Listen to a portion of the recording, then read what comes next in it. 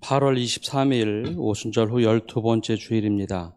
오늘 온라인으로 예배드리는 가정에서 먼저 잠시 내가 예배드릴 준비가 잘 되어 있는지 또 매무새도 한번 살펴보시고 또 하나님께 영과 진정으로 드릴 수 있는 예배되도록 준비하시기 바랍니다. 이제 우리 다 함께 일어나셔서 주님의 성령 찬양을 드리며 하나님께 예배자로 나가겠습니다.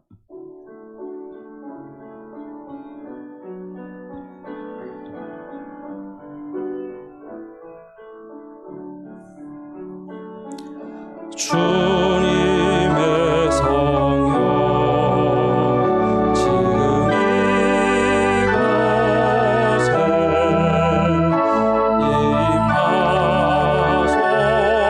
주님의 성령 지금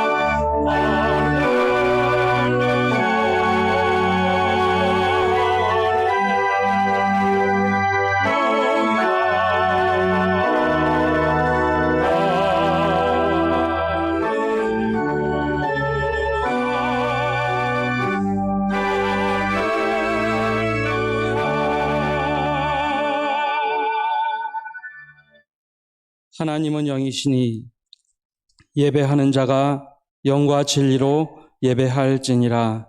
아멘. 사랑의 주님, 오늘 각 가정에서 우리가 있는 곳에서 주님의 임재를 구하며 예배합니다. 우리가 있는 처소에 임하여 주시고 소망 가운데 드리는 예배를 통해 우리의 믿음을 회복시켜 주옵소서. 예수님의 이름으로 기원합니다. 아멘.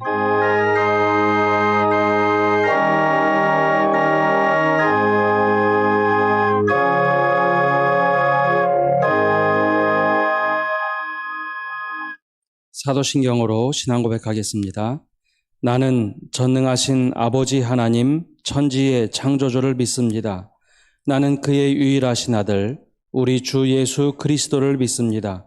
그는 성령으로 잉태되어 동정녀 마리아에게서 나시고 본디오 빌라도에게 고난을 받아 십자가에 못 박혀 죽으시고 장사된 지 사흘 만에 죽은 자 가운데서 다시 살아나셨으며 하늘에 오르시어 전능하신 아버지 하나님 우편에 앉아 계시다가 거기로부터 살아있는 자와 죽은 자를 심판하러 오십니다.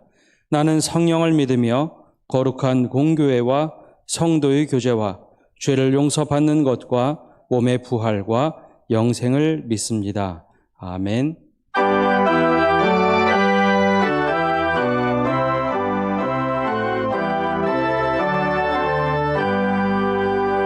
다 찬양하여라 전능한 창조의 주께 내 원하주 찬양 평강과 구원의 주님 성도들아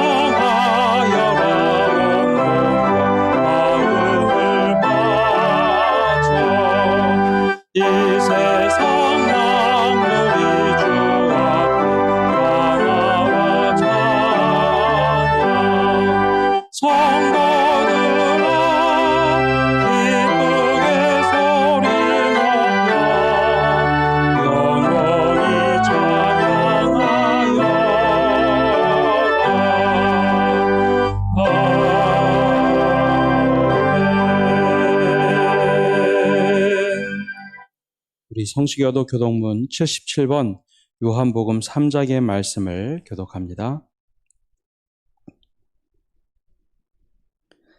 하나님이 세상을 이처럼 사랑하사 독생자를 주셨으니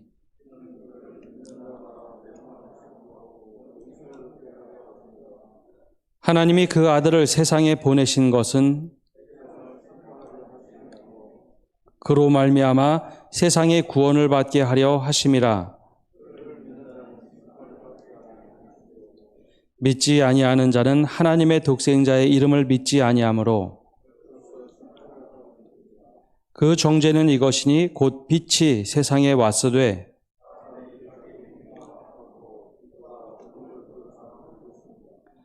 악을 행하는 자마다 빛을 미워하여 빛으로 오지 아니하나니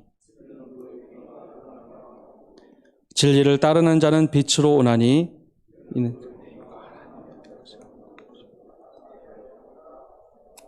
아멘.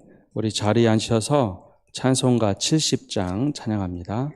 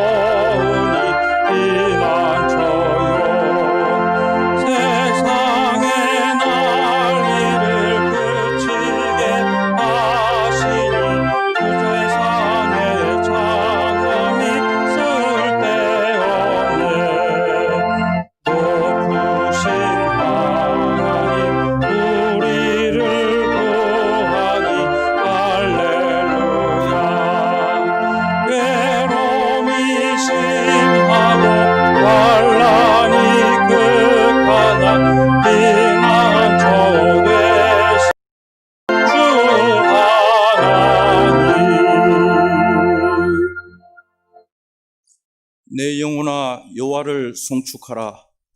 내 속에 있는 것들아 다 그의 거룩한 이름을 송축하라.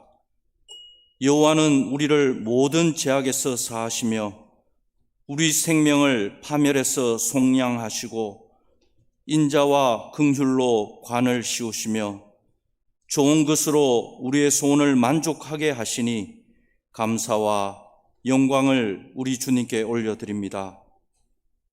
오늘도 믿음의 발걸음을 내딛습니다.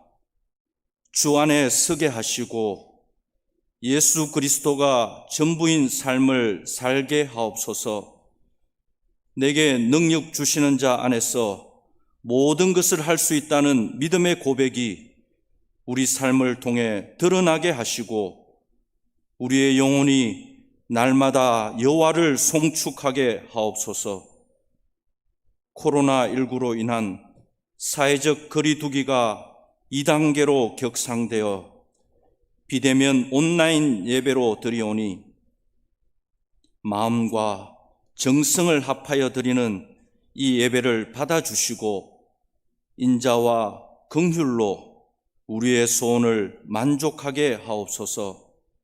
하나님 아버지, 코로나 바이러스가 세상에서 요동치고 있습니다. 우리의 힘으로는 이 역병을 이길 수 없사오니 먼저 저희들이 악한 길에서 떠나게 하시고 눈물로 통회하며 돌이켜 회개할 때에 이 재앙이 인자와 긍휼로 소멸시켜 주옵소서. 주님의 몸된 서남교회를 위해 기도합니다. 평안하여 든든히 서가는 교회가 되게 하시고 주님과 동행하는 교회가 되게 하옵소서. 주님의 말씀과 예배와 기도로 동행하는 성도들이 되게 하여 주옵소서. 이 시간 하나님의 음성을 듣고자 합니다. 말씀을 대언하시는 담임 목사님에게 영육간의 강건함을 주시고 성령의 기름을 부어주셔서 선포되는 말씀으로 우리가 힘을 얻고 마지막 때를 살아가는 저희들이 새롭게 결단하는 시간이 되게 하여 주옵소서. 지구촌 곳곳에서 복음을 전가하는 선교사와 그의 가정을 지켜주시고 코로나19로 어렵고 힘든 환경일지라도 하나님께 아뢰는 기도의 제목들이 성령의 역사하심으로 사깃트고 아름다운 열매를 맺게 하옵소서. 기도로 준비한 아름다운 찬양을 흠량하여 주시고 이 예배를 위해 기쁨으로 봉사하는 손길들을 축복하여 주옵소서. 예배의 시종을 주님께 의탁합니다. 인자와 긍휼로 우리의 생명을 파멸해서 속량하시는 우리 주 예수 그리스도의 이름으로 기도합니다.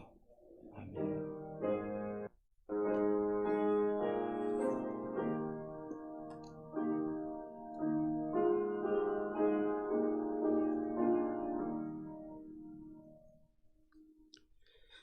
오늘 우리에게 주신 하나님의 말씀은 신약의 말씀 베드로전서 4장 7절에서 19절의 말씀, 신약성경 380면입니다.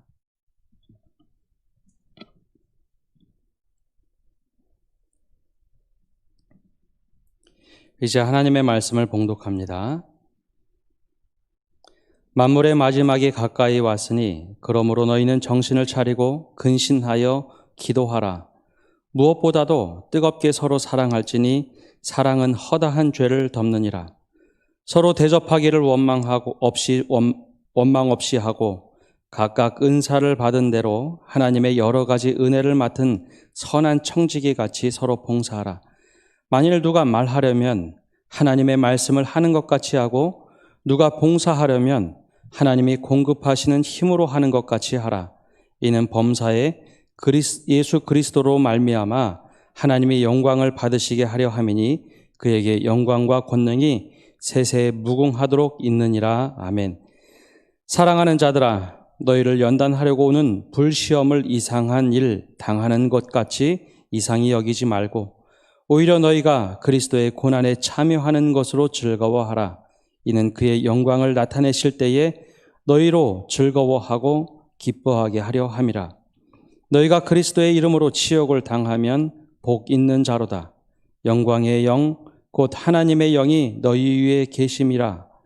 너희 중에 누구든지 살인이나 도둑질이나 악행이나 남의 일을 간섭하는 자로 고난을 받지 말려니와 만일 그리스도인으로 고난을 받으면 부끄러워하지 말고 도리어 그 이름으로 하나님께 영광을 돌리라.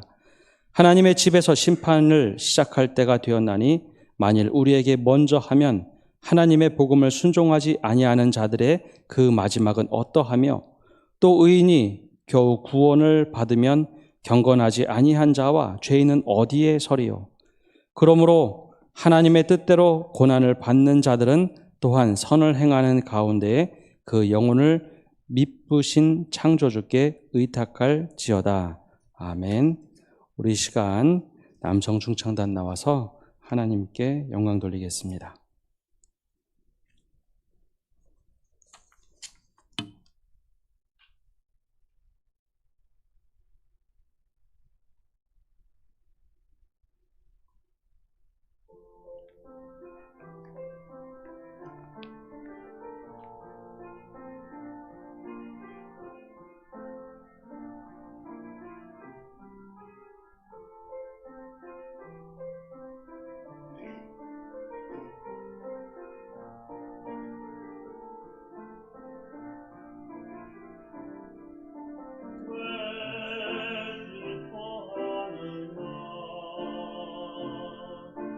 왜 걱정하느냐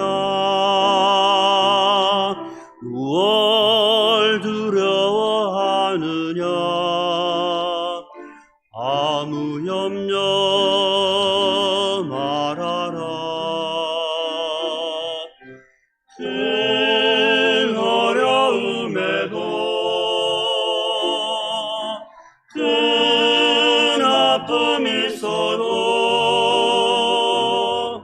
이제 아무 걱정하지 마.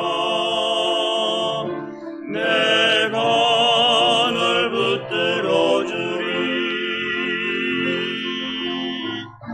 내가 너와 항상 함께 하리라. 내가 너를 지키리라. 실망하고 나를 보아라. 나는 너의 하나님이라.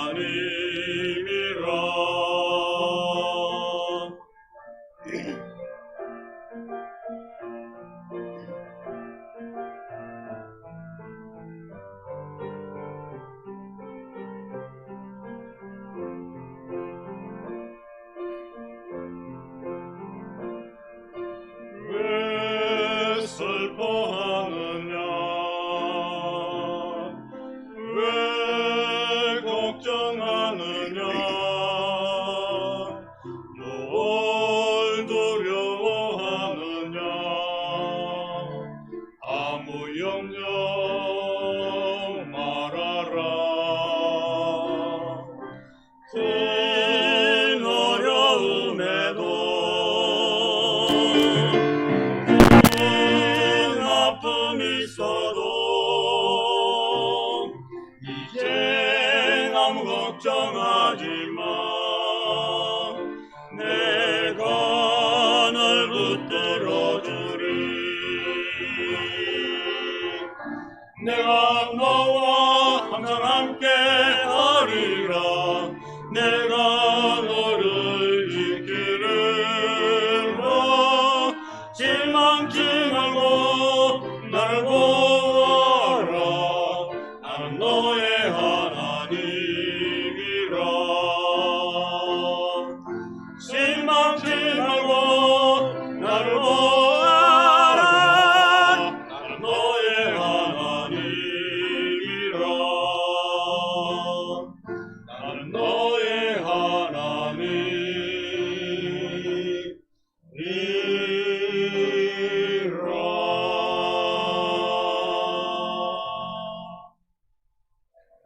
아멘. 네, 은혜로운 찬양 감사드립니다. 올 3월에 온라인으로 예배를 드렸던 시간이 다시 반복이 됩니다. 안타까운 마음이지만 오늘 가정에서 정말 전심을 다하여 하나님께 예배하는 성도들 되시기를 바랍니다. 물불을 가리지 않고 헌신을 했던 20대 시절, 저는 학교, 그리고 가정, 그리고 선교단체 이 세 곳에서 대부분의 시간을 보냈습니다. 주중에 성역 공부와 토요일 선교단체 훈련, 또 주일 아침이면 아침 7시 반에 교회 가서 거의 밤 12시가 되어야 집에 돌아오면서 이번 주일을 잘 보냈다라는 생각을 하게 되었죠. 그렇게 생활을 하다가 군대 갔을 때 주일 예배를 드리지 못한다는 것은 제가 상상할 수 없는 일이었습니다. 자대 배치를 받고 주일 예배, 수요 기도회 그렇게 참석을 했을 때 주변에서 요즘에는 좀 나아졌지만 환자라는 소리를 들어가면서 교회를 다녔습니다. 언젠가 한 번은 최전방 GOP 부대에서 경계 근무를 할 때 종교 행사다라고 명령이 내려와야 되는데 주일날 오지 않는 겁니다. 뭐가 좀 전파가 제대로 되지 않았나 보다 생각하고 교회를 갔습니다. 그리고 그날 예배당에 딱 들어갔는데 아무도 없는 예배당, 언덕 꼭대기에 있고 북한이 내려다 보이는 예배당이었는데 그 예배당에 아무도 오지 않고 군종과 저 혼자만 예배당에 가서 둘이서 찬양하고 기도했던 일도 있습니다. 너무나 당연한 주일 성수와 그리고 예배, 선교사로 나가기 위해서 신학을 공부하고 여러 선교지를 다니면서 과연 예배가 무엇일까, 또 바른 예배가 무엇일까, 바른 그리스도인이 무엇일까라는 질문을 곰곰하게 하게 되었습니다. 이슬람 국가에서는 예배드리는 것이 녹록치가 않았고 또 간혹 선교지의 상황에 따라서 주일이 아닌 목요일에도 예배드리는 모습들을 보았기 때문이죠. 그러면서 제가 가지고 있던 하나의 관점 중에 하나가 율법적인 믿음을 가지고 있구나라는 것을 깨달았습니다. 즉 반쪽도 되지 않는 믿음이다라는 것이었죠. 그러면서 하나 들었던 생각은 하나님과 동행하는 삶의 예배를 소홀하게 생각하지는 않았는지, 주일 예배를 드리긴 하지만 누군가에게 인정받고자 하는 생각은 더 많지 않았는지, 내가 더 많은 봉사를 하면 주님께서 나에게 더 큰 보상을 주지는 않는가라는 생각들, 더 인정받으려고 하지는 않았는가, 이것을 돌아보면서 회개의 시간을 가졌던 일이 있습니다. 그래서 저는 목회를 하면서 주일 예배를 강조하지만 동시에 삶의 예배를 늘 강조를 합니다. 삶의 예배가 제대로 돼야 주일 예배가 온전한 예배가 되기 때문입니다. 그리고 목회를 하면서 3월 초에 처음으로, 또 2월 말에 처음으로 경험했던 온라인 예배, 그리고 다시 수개월이 지나서 오늘 온라인으로 예배하는 주일이 되었습니다. 아마 믿음의 가족 여러분들 가운데는 지금 이것이 온전한 예배인가 걱정하는 분들도 계실 겁니다. 그러나 이 시간만큼 정말 간절하게 주님의 임재를 구하며 예배하시는 성도 되시기를 바랍니다. 더 나아가서 주님, 이 자리에 주님의 영으로, 주님의 진리로 가득 채워주시고 이 가정이 주님과 함께하는 예배 처소, 즉 베델이 되게 하옵소서, 그렇게 기도하며 주님을 사모하시기를 바랍니다. 그리고 내가 오늘 이 은혜를 받았다면 한 주간 살아가면서 주님, 내가 주님과 동행하는 예배자가 되겠습니다. 한순간도 떨어지지 않는 예배자가 되겠습니다. 그렇게 고백하며 결단하는 시간이 되시기를 바랍니다. 올해 촉발된 바이러스 대유행, 또 대홍수, 무더위, 캘리포니아와 호주에서 한 달 이상 지속되는 산불, 또 저 남반구 쪽에 지속되는 폭설, 영하로 떨어지는 기후, 내몽골의 사막화, 유럽과 중국의 폭우, 수년간 지속됐던 지진, 이런 일들이 지속적으로 일어나면서 사람들 사이에는 종말이라는 공포심이 조금씩 몰려오기 시작했습니다. 이 공포와 두려움은 그냥 끝나는 것이 아니라 사람의 이성을 마비시킵니다. 우리가 경험하고 있는 전염병과 폭우로 인하여 고통을 호소하는 이들이 많은 것처럼 이 종말이라는 두려움이 엄습해버리면 사람들 사이에 이상한 판단을 하게 됩니다. 합리성과 이성이 마비가 되고 내 안에 깊숙하게 있던 본성과 본능이 올라오기 시작합니다. 야, 내가 살아남아야 돼. 나만 중요해. 구원이 여기 있다. 이렇게 수많은 이야기들 속에 우리가 빠져버립니다. 공포심이 우리를 두렵게 만든다는 것은 경직됨을 이야기합니다.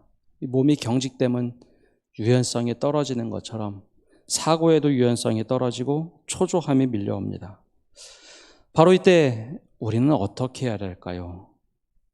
오늘 말씀에 선한 청지기로 부르셨는데 이때 과연 우리는 어떻게 될까? 이 위기의 시대에 어떻게 할까? 베드로는 우리들에게 권면을 하고 있습니다. 예루살렘 교회의 초대 지도자였던, 그리고 최고 지도자였던 베드로, 예수님을 따르던 수제자에서 배신자로 땅바닥까지 떨어져 보았던 베드로, 그리고 초대교회 동료였던 야고보가 죽는 모습을 보았고 스데반이 순교당하는 것을 경험해 보았던 베드로, 그리고 감옥에 가기도 하고 여러 번 죽임을 당할 뻔했던 베드로, 그렇게 박해 혹독한 삶 속에서 그는 마지막 때, 마지막이라는 시간의 개념을 조금 달리 가졌습니다. 지금 이 순간도 마지막이고 내가 살아가는 늘 이 삶 속에서 마지막 순간이 올 때 나는, 그리고 우리는 어떻게 하는가, 그 삶의 이야기를 도전하기 시작합니다. 오늘 그 이야기가 본문에 등장합니다. 7절 말씀 함께 읽어보겠습니다. 7절입니다. 만물의 마지막이 가까이 왔으니 그러므로 너희는 정신을 차리고 근신하여 기도하라. 아멘. 만물의 마지막이 가까이 왔다라고 이야기를 합니다. 베드로가 이 만물의 마지막에 가까이 왔으니 너희는 모든 것을 접고 종말론주의자처럼 교회로 모여라. 일상을 포기하고 말씀에 매진하라. 기도하라. 주님의 군대가 되어라. 라는 말 대신 베드로는 자신을 들여다볼 것을 권면하고 있습니다. 바울은 종종 군대의 건축가의 비유는 했지만 베드로는 오히려 우리 내면을 돌아보자라는 이야기를 합니다. 아주 심플하게 우리에게 도전을 하죠. 이 어수선하고 혼란스러운 만물의 마지막 때가 가까이 왔으니 우리가 해야 할 것이 있는데 정신을 차리고 근신하여 기도하자라고 권면합니다. 이 말씀을 헬라어를 풀어서 이야기하면 정신을 차리다라는 것은 맑고 온전한 정신을 가지고 현명하게 판단하되 감정에 휩쓸리지 말라라는 뜻을 가지고 있습니다. 또한 근신하다, 이 근신하다는 말씀은 술에 취하지 않은 사람처럼이라는 의미를 가지고 있습니다. 반듯하게 바로 그런 자세로 기도하라라고 이야기합니다. 사랑하는 성도 여러분, 지금은 바로 기도할 때입니다. 우리가 정말로 하나님께 기도할 때입니다. 어수선하고 혼란스럽고 사람들의 수많은 이야기가 있지만 바로 이때는 기도할 때입니다. 기도한다는 것은 내 뜻이 옳으니까, 내 생각이 옳으니까 내가 무엇을 해야 할까요? 내 편이 되어주세요 라는 그런 내 뜻을 관철하는 기도가 아니라 하나님 지금 어떻게 해야 될까요? 근신하고 깨어서 주님께 무엇을 하는 것이 아니라 무엇을 묻는 기도가 바른 기도입니다. 내가 계획을 이렇게 세웠는데 주님 이렇게 할까요? 그것이 아니라 내가 계획은 이렇게 세웠지만 주님 어떻게 이루시기를 원하십니까? 묻는 것이 바른 기도입니다. 그렇다면 우리는 기도를 할 때 혹은 기도를 하는 가운데 누구의 음성을 많이 듣고 있습니까? 우리는 누구의 음성을 또 누구의 소리를 가장 많이 듣고 있습니까? 기도한다는 것은 분명히 주님의 음성을 듣는 일입니다. 우리는 요즘 어떤 소리에 가장 귀를 많이 기울이고 계십니까? 수많은 매체에서 나오는 뉴스의 이야기, 많은 사람들의 이야기, 인터넷과 휴대폰에서 쏟아져 나오는 수많은 이야기들, 그런 혼돈 속에 혹 주님의 음성을 듣고 계십니까? 아니면 그 가운데 정말 주님의 음성이 있다고 생각하며 주님의 음성을 찾고 계십니까? 아니면 그 소리 속에 주님의 음성이 사라지지는 않았는지요?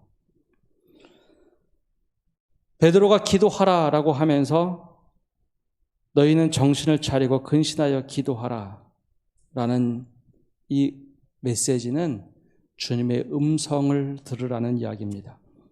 잠시 수많은 이야기를 듣는 것 멈추고 귀를 막고 오로지 주님의 음성에 귀를 기울이라라는 것이죠. 한 주간 제게도 수많은 메시지가 들어왔습니다. 수많은 이야기가 들려왔습니다. 저 역시 수많은 소리를 잠시 뒤로 하고 주님의 음성에 귀를 기울였습니다. 이것이 어떤 것이 옳은 것입니까? 또 어떤 것이 주님의 음성입니까? 한 주간 말씀을 준비하는데 사실 수요일쯤에 이번 주 예고했던 말씀을 준비하다가 상황이 너무 급격하게 악화되면서 수요일 오전에 말씀을 바꿔야겠다, 말씀을 바꿨습니다. 그래서 지난주 고지된 말씀과는 다른 말씀을 준비하게 되었습니다. 그래서 이 말씀을 묵상하며 주님의 뜻이 무엇인지 구하고 구했습니다. 오늘 베드로는 우리 애들에게 이야기합니다. 근신하고 깨어있을 수 있도록 기도하라. 반대로 또 이야기도 됩니다. 우리가 기도하면서 정신을 차리고 근신하라라는 이야기입니다. 이 말씀 속에는 예수님의 말씀이 담겨져 있습니다. 마음이 청결한 자가 하나님의 음성을 들을 수 있다. 하나님을 볼 수 있다. 이것이 오늘 베드로가 우리에게 들려주는 음성입니다. 우리 교회는 지금 함께 모일 수는 없지만 중예배실이 항상 열려 있습니다. 시간이 되시면 혹은 또 여건이 되시면 나와서 한번 기도해 보시기 바랍니다. 꼭 나와서 기도하라는 이야기는 아니지만 우리가 기도할 때입니다. 하나님, 지금 우리가 어떻게 해야 될까요?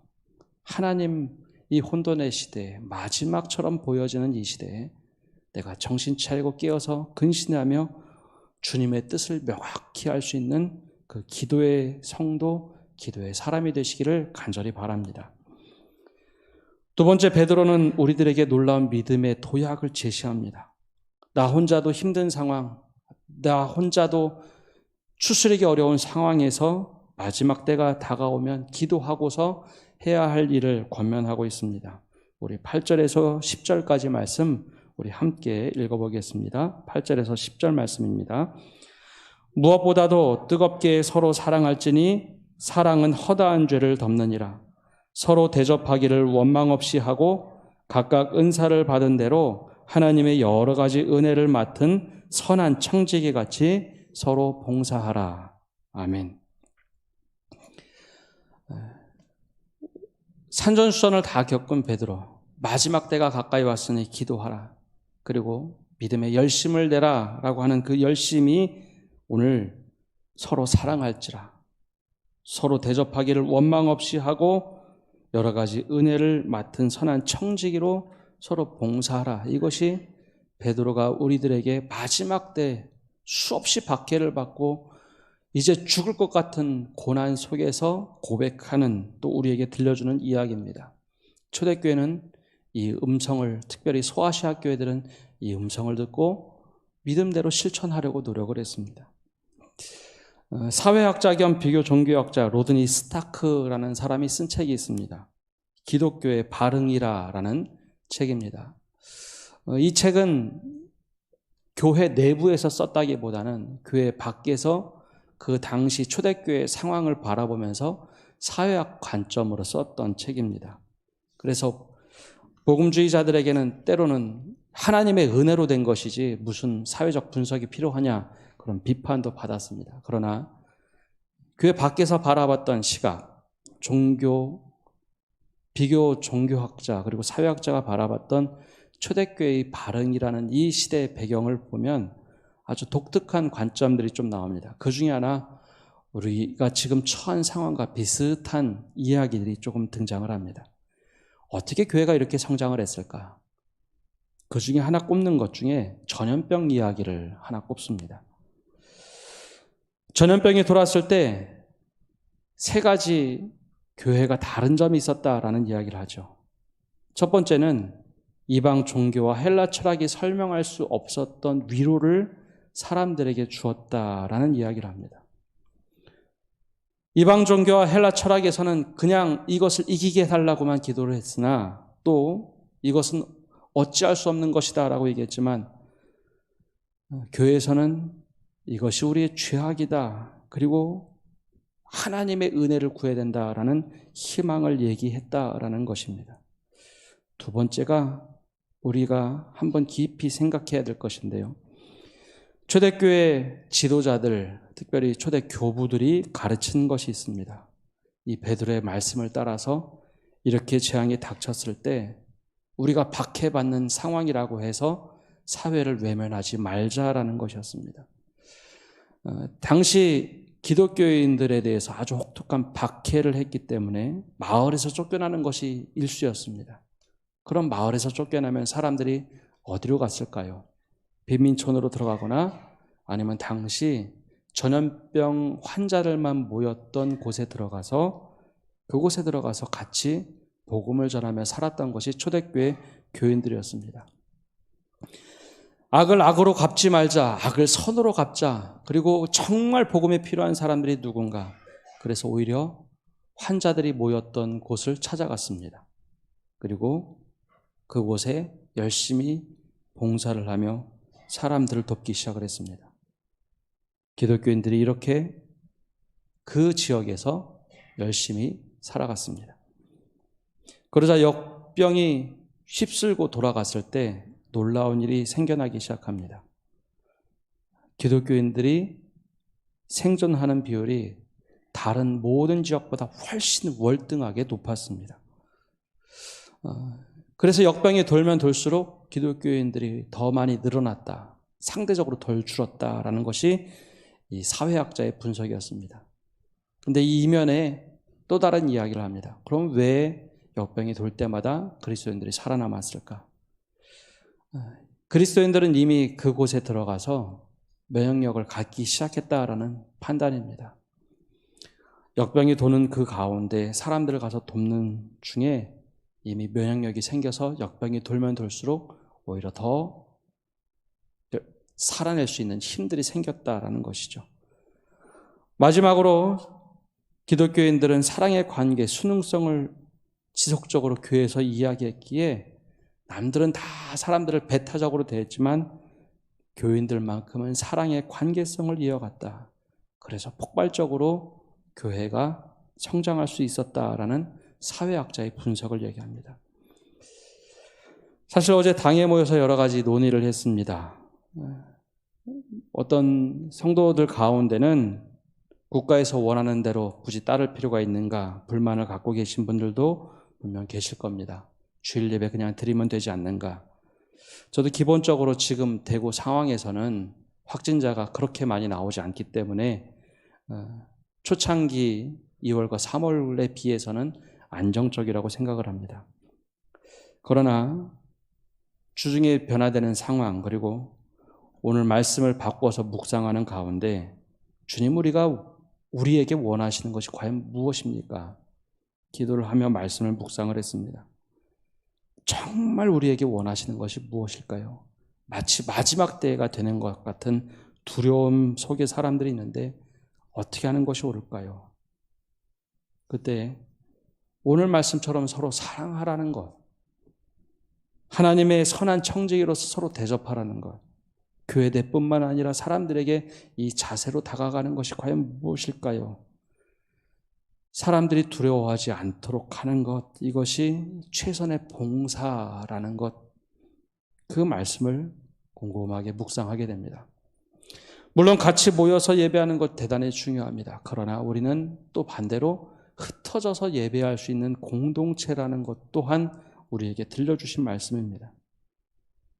그래서 이 베드로가 받았던 음성, 그리고 예수님께서 행하셨던 모습들을 또 묵상하게 됐습니다. 어느 날 손마른 여인이 주님 앞에 나왔습니다. 하필 그날이 안식일이었죠. 주변에 많은 사람들이 예의주시를 합니다.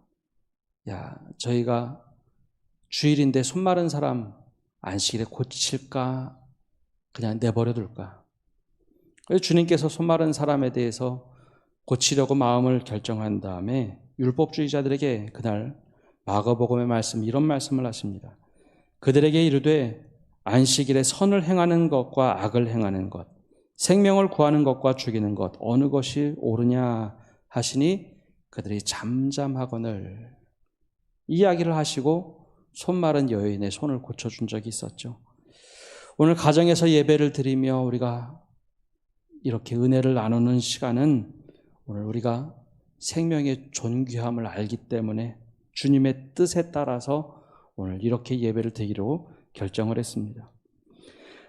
지금은 우리가 함께 모여서 믿음을 과시할 때가 아니라 오히려 조용히 기도하며 주님께 나아갈 때입니다. 우리가 원하던 원하지 않던 교회의 신뢰도가 땅바닥에 떨어졌을 때, 주님의 몸된 교회 신뢰도가 이렇게 바닥을 칠 때는 우리가 정말 주님께 기도하며 오히려 사람들에게 내 의지와 상관없이, 내 뜻과 상관없이 미안하다고 얘기할 수 있는 것이 용기고, 그리고 이것 때문에 어려움을 당해서 죄송하다고 이야기하는 것이 옳은 일입니다. 그래야 다음에 생명을 구할 수 있는 여지가 있기 때문입니다. 마지막 때 사도 베드로는 우리로 하여금 나가서 믿음을 과시하라 얘기하지 않습니다. 오히려 11절처럼 이야기를 하고 있습니다. 11절 말씀은 제가 한번 읽어보겠습니다. 만일 누가 말하려면 하나님의 말씀을 하는 것 같이 하고 누가 봉사하려면 하나님이 공급하시는 힘으로 하는 것 같이 하라.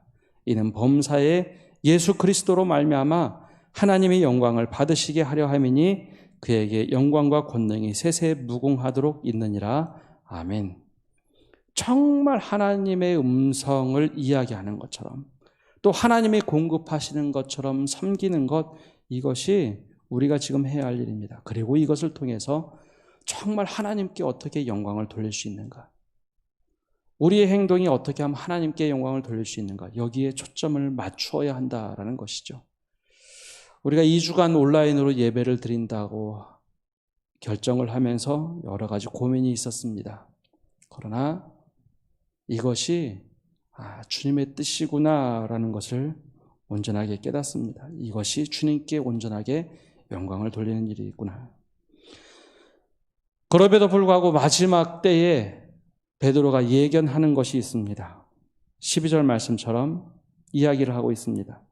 사랑하는 자들아, 너희를 연단하려고 오는 불시험을 이상한 일 당하는 것 같이 이상히 여기지 말고 오히려 너희가 그리스도의 고난에 참여하는 것으로 즐거워하라. 이는 그의 영광을 나타내실 때에 너희로 즐거워하고 기뻐하게 하려 함이라. 사실 우리는 생각합니다. 주님, 제가 이렇게 열심히 봉사하고 주님 말씀대로 서로 사랑하고 이렇게 대접하되 원망 없이 하면 주님 기뻐하시고 우리 평탄한 길로 인도해 주셔야 되지 않습니까? 그러나 사도 베드로가 예견하는 것이 있고 본인이 경험한 것이 있습니다. 그럼에도 불구하고 우리 안에 연단이 올 때가 있고 예수를 믿는다는 이유로 고난에 빠지게 될 때가 있다라는 것이죠. 늘 말씀드리지만 세상의 교회를 핍박하는 경우도 있습니다. 그러나 때로는 비난할 때도 있습니다. 이것을 구분하지 못하면 굉장히 믿음에 어려울 때가 있습니다. 지난주에 동기 목사가 글을 올렸는데 이것이 회자된 일이 있습니다. 저와 같이 지난주 주일 예배를 드리고 집에 돌아가는 길에 엘리베이터를 타게 됐답니다. 그리고 기다리고 나서 엘리베이터를 탔는데 같이 서 있던 엄마와 어린 아이가 멈칫하더니 엘리베이터를 타지 않더라는 겁니다. 근데 저처럼 아마 클러지 셔츠라는 것을 입었나 봅니다. 목사라는 것을 알고 같이 안 타고 먼저 올라가세요 라고 하면서 다음 엘리베이터를 타더라는 겁니다. 엘리베이터를 타고 하면서 마음이 무너졌다라는 이야기를 썼습니다. 우리가 비난받는 것과 고난받는 것, 이것을 어떻게 구분할 수 있을까요? 비난이라는 것을 곰곰이 생각해 보면 이건 우리의 행동이 누군가에 해를 줄 때는 비난을 하게 돼 있습니다. 상대방으로 하여금 분노를 일으키고 하나님으로부터 멀어지도록 하는 것이 바로 비난입니다. 비난은 우리의 마음을 상하게 하며 우리의 믿음에 상처기를 냅니다. 그리고 나 또한 기분이 나빠집니다. 그러나 고난은 조금 다릅니다. 고난은 분명 우리의 행동이 누군가에게 해를 주는 것은 아닙니다. 내가 정당한 믿음 생활을 하는 것이죠. 그러나 이유 없이 분노를 내거나 상대방이 괴롭힐 때 이것을 고난이라고 합니다. 분명히 상처나 해를 주지 않음에도 불구하고 괴롭히는 것 혹은 박해를 가하는 것, 이것을 고난이라고 얘기합니다. 근데 정말 고난 속에 있으면요, 오늘 베드로가 이야기하는 것처럼 오히려 즐거워하는 것이 마땅한 일입니다. 왜냐하면 내가 믿음의 선택을 했기 때문이죠. 베드로는 우리에게 이야기합니다. 이 고난을 방하는 것에 대하여 오히려 그리스도의 고난에 참여하는 것으로 즐거워하라. 내가 고난받는다고 여러 곳에 가서 이야기하지 말라고 얘기합니다. 오히려 하나님께 영광을 돌리고 있으니 그 자체를 즐거워하라. 이것이 옳은 것이라면 그것이 맞다는 겁니다. 우리의 믿음이 그만큼 감내할 수 있는 것이기 때문에 이것이 맞다고 얘기합니다. 그렇다면 좀 명확해지지 않습니까? 지금 우리가 당하는 것은 제가 보기에는 고난이 아니라 비난입니다. 그렇기 때문에 이제는 교회가 신뢰를 찾을 수 있도록 우리가 정말 근신하고 깨어 기도하는 것뿐만 아니라 이 기회가 오히려 우리의 믿음을 점검하고 어떻게 하면 세상을 원망 없이 대접하기를 먼저 하고 선한 청지기로 어떻게 살아갈 것인가, 서로 뜨겁게 사랑하되 어떻게 하면 이 사랑을 지혜롭게 펼칠 수 있는가, 거기에 오히려 관심을 두어야 할 때입니다. 주님의 몸된 교회가 정말 온전하게 살아나기를 소망하고 있습니다. 정말 주님의 몸된 교회가 이 위기의 시대 사랑으로 저들이 회복되고 있구나, 사랑을 표현하고 있구나, 그런 모습으로 온전하게 회복되기를 기도하고 있습니다. 또 더 나아가서 이 시기 교회로 하여금 사람들이 걱정하는 것이 아니라 이제 저들의 모습이 온전한 모습으로 새로운 일상을 만들어낼 수 있구나라는 모델이 되었으면 합니다. 우리 이 모든 일에 모든 성도님들이 동참하시고 또 기도하며 이 위기를 잘 극복해가는 교회 성도님들 되시기를 바랍니다. 우리 함께 우리 찬양하며 나아가기를 원합니다. 우리 이런 교회 되게 하셔서 우리 함께 찬양하고 기도하기를 원합니다.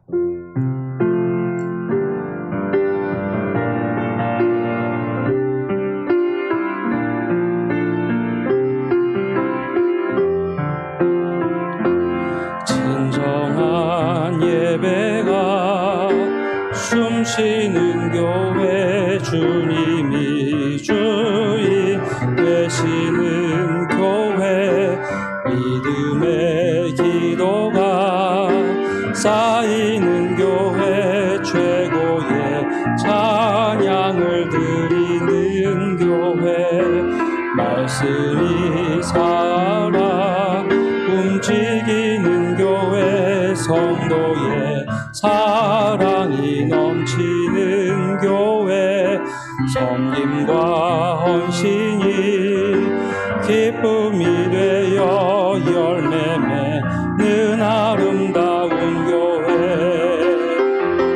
주님의 마음 닮아서 이웃을 사랑하는 교회, 주님의 영광을 위해서 빛 대신 주님 전하는 교회, 사랑의 불꽃이 활짝 피어나 날마다 사랑에 빠지는 교회, 주께서 사랑하는 우리 교회가 이런 교회 되게 하소서. 우리 이 시간 합심해서 기도하기를 원합니다. 각 가정에서 아이들과 함께 예배를 드리신다면 아이들의 머리에 손을 얹고 기도해 주시고, 함께 이 시간 중보하며 기도하실 때 주님, 우리가 온전하게 깨어 기도하고 주님께 온전하게 음성을 들을 수 있는 성도의 삶을 살게 해달라고 기도하시기 바랍니다. 더 나아가서 하나님, 우리가 서로 뜨겁게 사랑하는 교회가 되게 해주시고 내 삶이 되게 해주시고, 무엇인가 보상을 바라며 대접하는 것이 아니라 원망 없이 온전하게 대접하고 하나님의 선한 청지기로 온전하게 살아갈 수 있도록, 그리고 우리가 비난과 고난을 구분할 수 있고, 하나님 우리에게 비난이 있다면 우리의 삶을 변화시켜 주시고, 고난을 당하고 있다면 그것을 기꺼이 그리스도의 고난에 참여한 자라고 고백하며 나갈 수 있는 믿음을 갖게 해달라고 간절한 마음으로 우리 자신을 위해서, 우리 교회를 위해서, 이 세상을 위해서 합심해서 기도하며 나가겠습니다. 하나님 아버지, 이 시간 기도하며 나갑니다. 우리 교회가 먼저 하나님 땅을 치며 울부짖으며 기도할 수 있는 믿음의 회복이 있게 하여 주옵소서. 하나님의 은혜가 있게 하여 주옵소서. 우리가 하나님 눈물로 기도하는 시간들이 너무 사라져버렸습니다. 하나님 마음이 청결하여 주님을 바라볼 수 있는 은혜가 사라졌습니다. 말씀을 듣는 하나님, 주님의 음성을 듣는 모습이 사라졌습니다. 이 시간 하나님 주님 앞에 온전하게 기도하며 하나님 깨어 기도하며 근신하며 기도하며 하나님의 음성을 들을 수 있는 저희가 되도록 은혜 내려 주옵소서. 수많은 소리 속에 파묻혀서 주님의 음성을 듣지 못하는 저희가 아니라 주님의 음성을 온전하게 들을 수 있도록 하나님 아버지 수많은 소리를 하나님 잠시 뒤로 하고 주님의 음성을 듣기를 원합니다. 서로 뜨겁게 사랑하라고 하신 하나님, 원망 없이 서로 대접하라고 하셨던 주님의 음성을 듣고 선한 청지기로 살아갈 수 있는 저희가 되게 하여 주시고, 하나님 아버지, 저희가 정말 최선을 다하며 살아감에도 불구하고 주님 받는 고난이 있다면 하나님 기쁘게 고난을 받게 해주시고 은혜를 누리게 하여 주옵소서. 비난이라면 우리의 삶을 돌이키게 하여 주시옵소서. 하나님이 위기의 때 주님의 음성을 듣고 나가는 저희가 되기를 원합니다. 주님, 우리가 무엇을 해야 되겠습니까? 주님, 우리가 어찌해야 되겠습니까? 우리가 세상의 수많은 소리들을 이제는 잠시 접고 주님의 음성에 귀 기울이게 하여 주옵소서. 주님의 음성을 듣고 우리 마음이 평안하여 주님의 음성을 따라갈 수 있는 저희가 되게 하여 주시옵소서. 그래야 주님의 음성을 듣고 정말 사랑하기를 최선을 다하여 사랑할 수 있는 은혜를 허락하여 주시고 하나님 선한 청지기로 살아가게 해주시며 원망 없이 서로 대접할 수 있는 그 마음을 허락하여 주시옵소서. 우리가 온라인 예배를 드리며 하나님 행여나 믿음이 조금 더 옅어지지 않도록, 흔들리지 않도록 붙잡아 주시고 이제 괜찮게 모일 수 있는 여건이 허락되었다 생각했는데 우리의 계획과 우리의 모든 것이 잠시 무너졌습니다. 이 모든 것을 합력하여 선을 이루시는 주님께서 우리의 믿음을 붙잡아 주시고 오늘 온라인으로 예배하는 가운데도 은혜 내려주시고 주님 뜻에 합한 사람으로 변화시켜 주시옵소서. 모든 것 주님께 맡겨드리며 이 모든 말씀 예수님의 이름으로 기도합니다. 아멘. 우리 다 함께 일어나셔서 찬송가 633장 부르며 봉헌하겠습니다.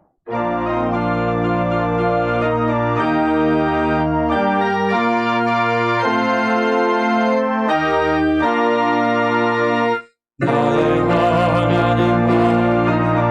하나님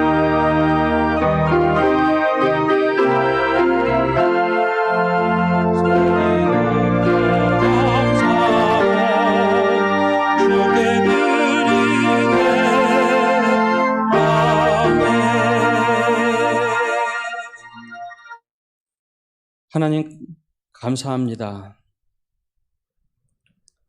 우리가 오늘 그럼에도 불구하고 가정에서 온라인으로 예배할 수 있도록 인도해 주심에 또 현장에서 소수가 모여서 예배할 수 있도록 은혜 드려 주심에 감사합니다. 전 세계 수많은 곳곳에 아무런 매체가 없어서 주일 예배하지 못하는 상황 가운데서도 우리가 예배할 수 있는 은혜를 허락하여 주심에 감사를 드립니다. 눈물이 있는 곳에 주님께서 함께해 주시고 애통함이 있는 곳에 주님께서 함께하여 주옵소서. 하나님, 우리가 일주일간 살아가며 주님께 예물을 드립니다. 이 예물이 쓰이는 곳곳마다 하나님 나라가 임하게 하여 주시고 하나님의 축제가 이루어지게 하여 주옵소서. 예물을 드리는 손길 위에 하나님께서 가정과 직장과 사업장에 넉넉한 은혜 또한 베풀어 주옵소서. 하나님, 침상에 있는 이들이 있습니다. 또 마음이 어려워하는 일도 있습니다. 경제적으로 너무나 힘들어하는 일도 있습니다. 주님께서 모두 위로하여 주시고 회복시켜 주시고 주님의 은혜를 부어 주옵소서. 가정에서 온라인으로 예배하는 이들 가운데 함께해 주시고 해외로 군대로 외지로 흩어져 있는 모든 믿음의 가정들 가운데도 주님께서 함께해 주시며 온전한 예배자로 설 수 있도록 붙잡아 주시고 은혜를 내려 주시옵소서. 주님께 모든 것 맡겨드리며 이 모든 말씀 예수님의 이름으로 기도합니다. 아멘.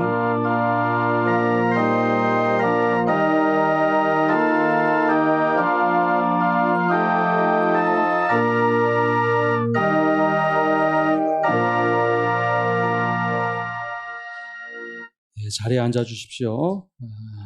광고의 말씀을 드립니다. 우리 주보 광고하고는 조금 많이 바뀐 것이 있어서요. 우리 광고를 드립니다.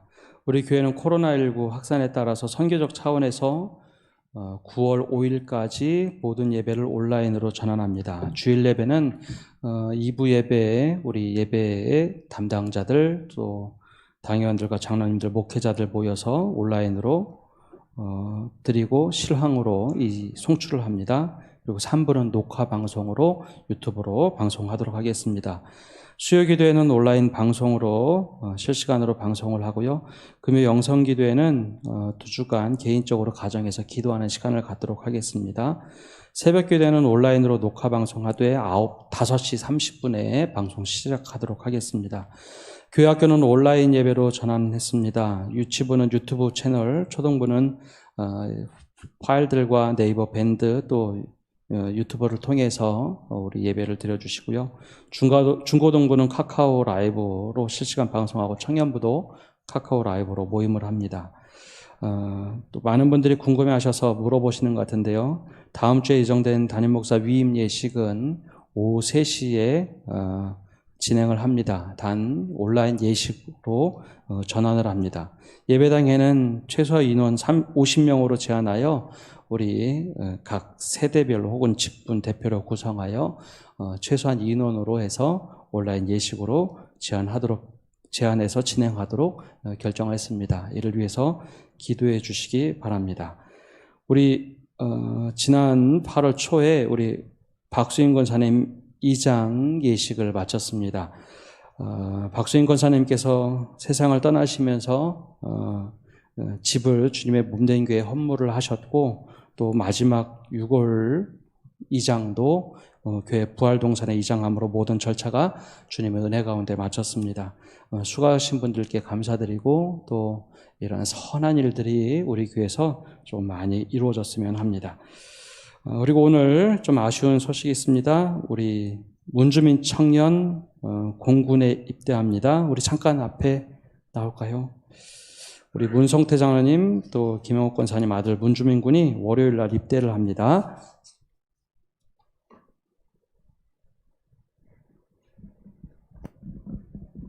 우리 잘 갔다 올 수 있도록 우리 또 기도해 주시고 격려해 주시기 바랍니다. 우리 잘 갔다 올 수 있도록 우리 여비 드리겠습니다. 제가 잠깐 기도하겠습니다. 하나님, 우리 주민군을 우리 교회에서 또 군대로 파송을 합니다. 주님께서 그곳에서 함께하여 주시고 미리 그곳에서 만날 사람들을 예비하여 주시고 좋은 사람들을 많이 만날 수 있는 은혜를 허락하여 주옵소서. 하나님, 자유롭게 있다가 낯선 곳에 가서 제한된 곳에서 생활을 하게 됩니다. 주님, 그곳에 주님의 은혜가 필요하고 주님의 도움의 손길이 많이 필요합니다. 근무를 쓰면서 또 군생활을 하면서 주님과 동행하는 삶이 되게 해주시고 더욱더 주님을 묵상하는 시간이 되게 해주시고 더 깊은 영성을 갖고 제대할 수 있도록 지켜주옵소서. 처음부터 마치는 날까지 주님께서 눈동자처럼 지켜보아해 주시고 좋은 만남의 축복이 있게 해주시고 좋은 교회를 만나게 해주시고 좋은 믿음의 신앙인들을 만나서 하나님께서 모든 이 기간 함께 하셨다는 고백 속에 제대할 수 있도록 함께하여 주옵소서. 주님께 모든 것 맡겨드리며 예수님의 이름으로 기도합니다. 아멘. 늘 위해서 기도해 주시기 바랍니다. 우리 인사할 때 큰 박수 격려 부탁드립니다. 그리고 장로님 나와서 잠깐 진행하시겠습니다.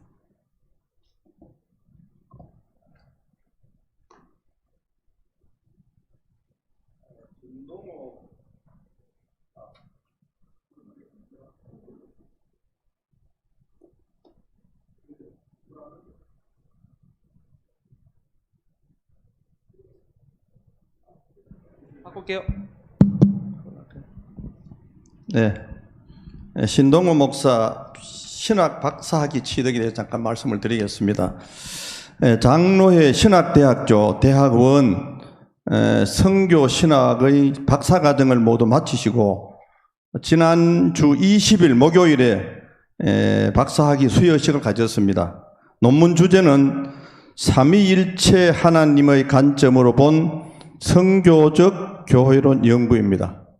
코로나19로 힘든 가운데 박사학위를 취득한 목사님께 우리 모두도 함께 축하하는 의미로 예수님의 마음으로 이 꽃다발을 드리겠습니다.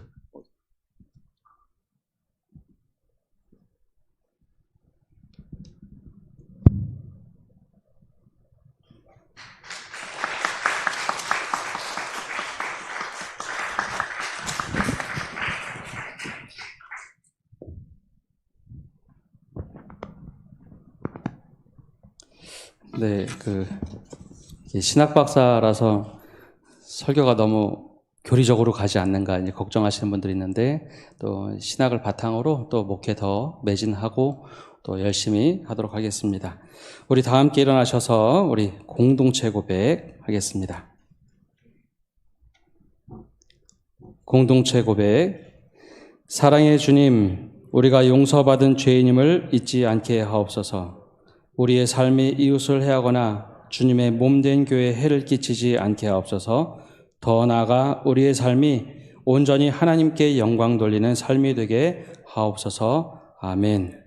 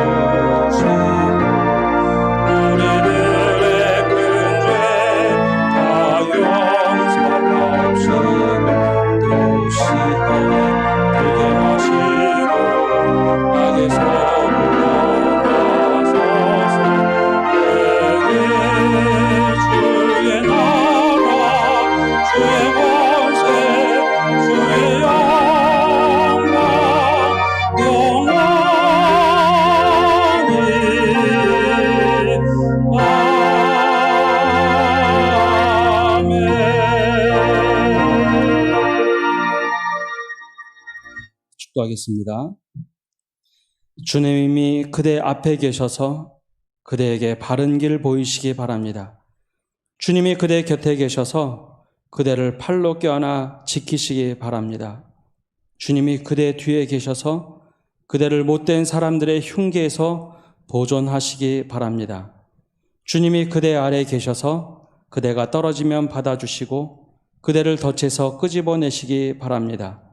주님이 그대 안에 계셔서 그대가 슬퍼할 때에 그대를 위로하시기 바랍니다. 주님이 그대의 둘레에 계셔서 그대를 남들이 덮칠 때 막아주시기 바랍니다. 주님이 그대 위에 계셔서 그대에게 복 주시기 바랍니다. 이처럼 은혜로우신 하나님이 그대에게 복 주시기 바랍니다.